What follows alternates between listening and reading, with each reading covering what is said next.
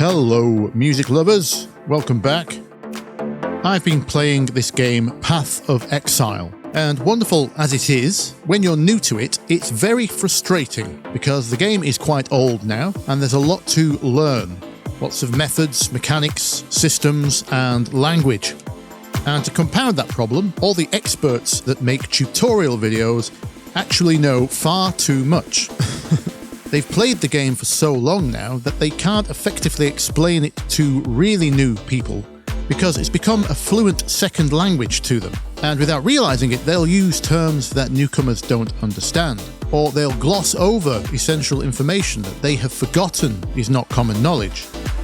So, why am I ranting about Path of Exile? Well, I've had some great questions recently on one of my older beginner videos, and it highlights the same knowledge gap.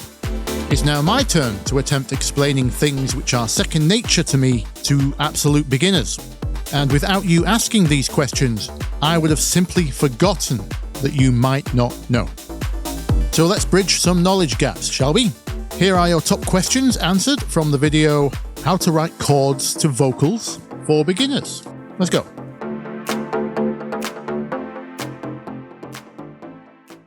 Okay, so quick recap. In the original video, I was explaining something called the 1-6-4 trick.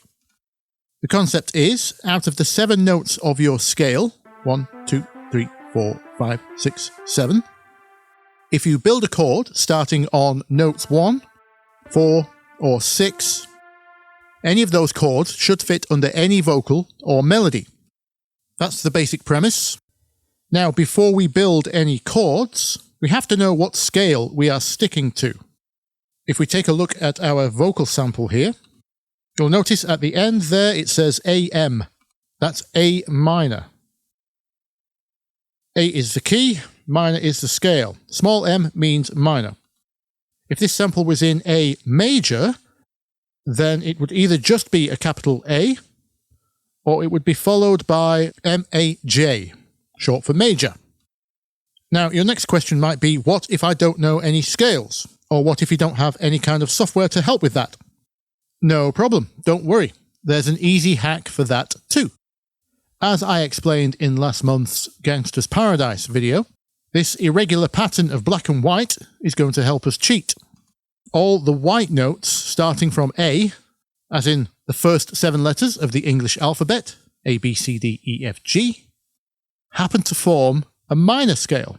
And for a major scale, it's just as easy, but we start on C. All the white notes from C, C, D, E, F, G, A, B, form a major scale. Okay, let's build our chords. Let's get rid of this C major, back to A minor. And we only need notes 1, 4, and 6. Let's get rid of this duplicate of 1. So if you don't know, the way we build a chord is we take the bottom note, then we skip a note, we press the note after that, then we skip another note, and we press the one after that. This is called a triad.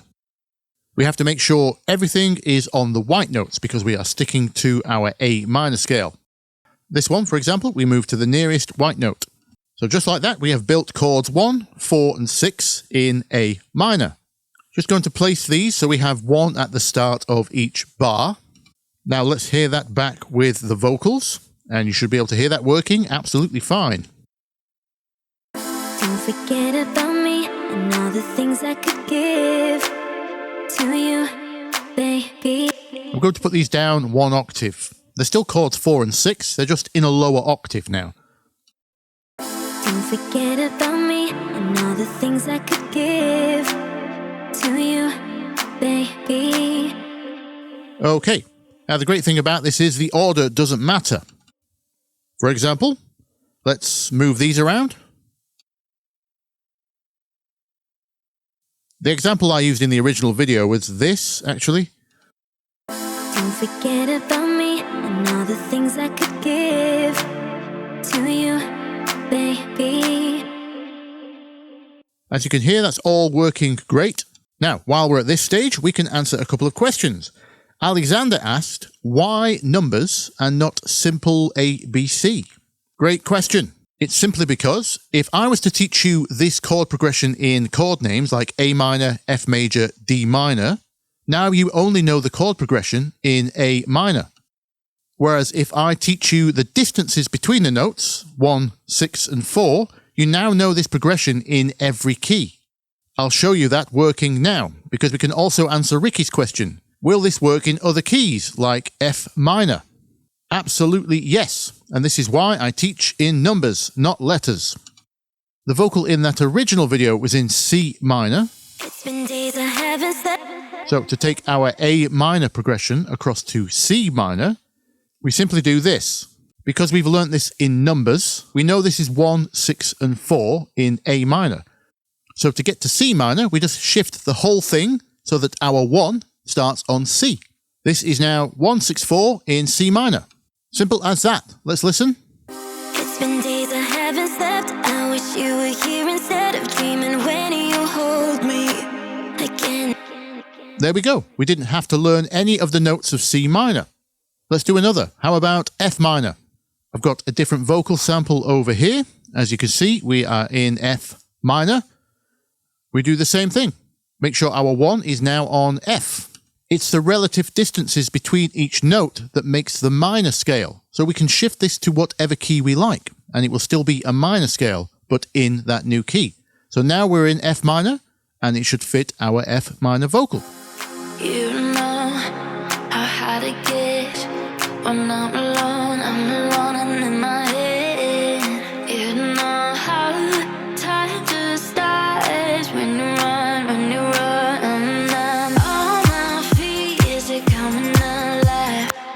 So there we go. Yes, Ricky, the 164 trick works in any key.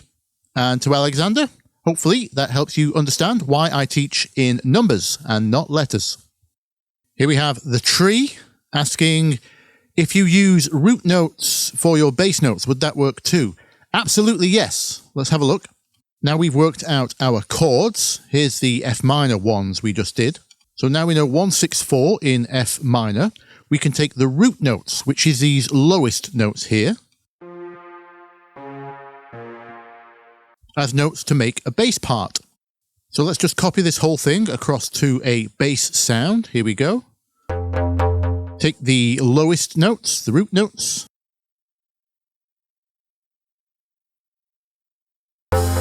You know how hard it gets when I'm alone and in my head. Let's pick a rhythm. I've done a few videos on rhythm already, if you want to know how to go about this. We can just take this 1-bar rhythm and copy it across to each change.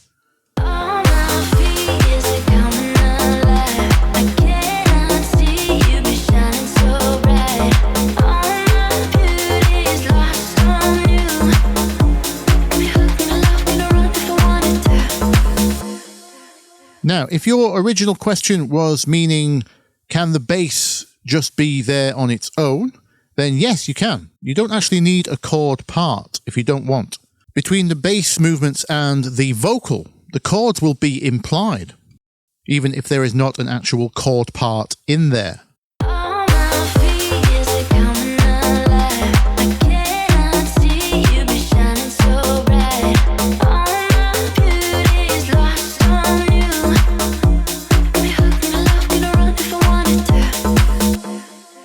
There we have it. That's how you make a bass, from the root notes of your chords. The tree also asked, do 7th chords work with this trick, or only triads? Great question. Someone's been watching my chord videos. I recommend this one, if you haven't seen it yet. The answer is yes, they do. For those that don't know what 7th chords are, 7th chords are a type of extension, and we extend chords upwards using the same method. Miss one, press one. The reason this is now called a 7th chord is because this is note 1, this is note 3, this is note 5, and now we have 7. So extending our chord upwards by 1 makes it a 7th chord. Let's put a 7th extension on every one of these chords. Now this will probably still fit, but it will change the vibe. So have a listen to whether you think it sounds better or worse. Don't forget about me and all the things I could give But I guess you can't see, making new memories with me. What happened to forever? Okay, let's just remind ourselves what without extensions sounds like. Don't forget about me and all the things I could give to you, baby. Now this isn't an all or nothing thing. We can be selective with where we add extensions. Extension here might be good because of the commonality between these two chords now. Don't forget about me and all the things I could give to you, baby. No rules, it's up to you. Whatever feels best. Let's try just extending these three. Don't forget about me and all the things I could give to you, baby. And before you ask, yes, this also applies to further extensions, like ninths. If this is a 7, then now we have 9. Let's have a listen to what that sounds like. Don't forget about me and all the things I could give to you, baby. Another different vibe. Here's an example. Maybe you could just have triad, 7th, 9th, 7th. This makes the chord progression smoother, more invisible, because of all these common tones. Don't forget about me and all the things I could give to you, baby. Or you can also try just the 9th, with no 7th. This is called an add 9. Don't forget about me and all the things I could give to you, baby. Have a play, but listen out for the mood change. More complicated chords does not equal more better. Remember, your only job is to serve the intended emotion or message of the track. So listen to the vocals carefully, the lyrics and the melody. What are they trying to convey? And pick the best chord mood to suit that.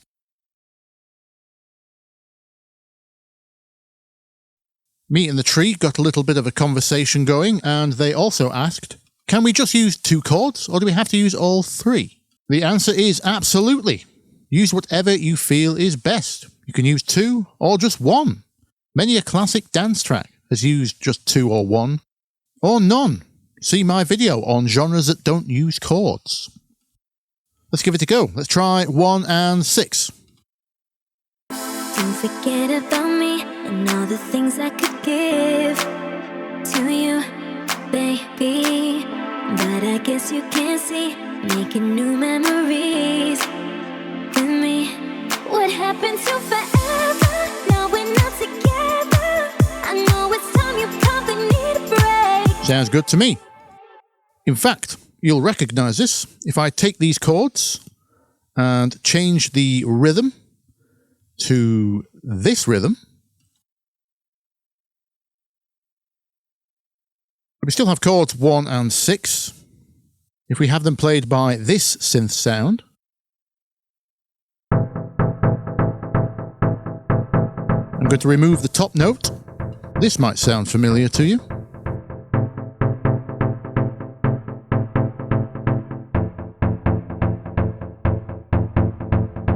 That's right, the classic Touch Me by Rue de Silva was just using chords 1 and 6. I smell a mashup on the horizon. Because this is chords 1 and 6, we know it will work with our vocal.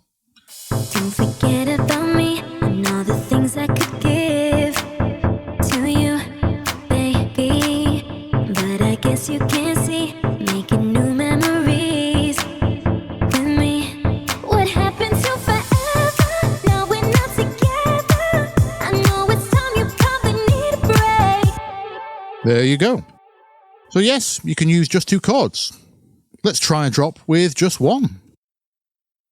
Something you'll see in a lot of dance tracks is for the break or the build to have some kind of chord progression, but then for the drop not to have any chords. Let's just keep the bass on the 1. So now we have chords 1 and 6 in the break, and now the drop is just the bass on the 1. Now we're not together. I know it's time, you probably need a break to see if you were down whatever. Bad and tied together, but baby, know that I'm good either way. Yeah, I'll be okay. I'll be okay. Yeah, I'll be okay. I'm good either way.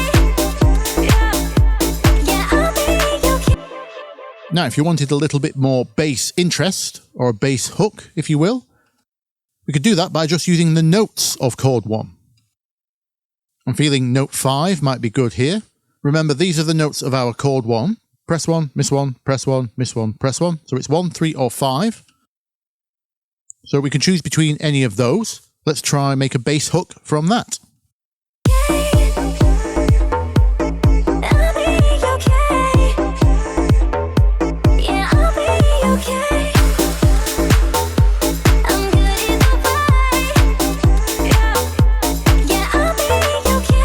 So there you go. You don't have to use all the chords, or even any chords. It's up to the vibe and the genre. You do you. As for the last question, that's from me. What do you think of this format? Was it helpful? Was it not helpful? Should it even be a series? Let me know in the comments your suggestions, or just press one of those buttons on the screen to let me know. Anyway, until next week, I'll see you in the comments. Bye-bye.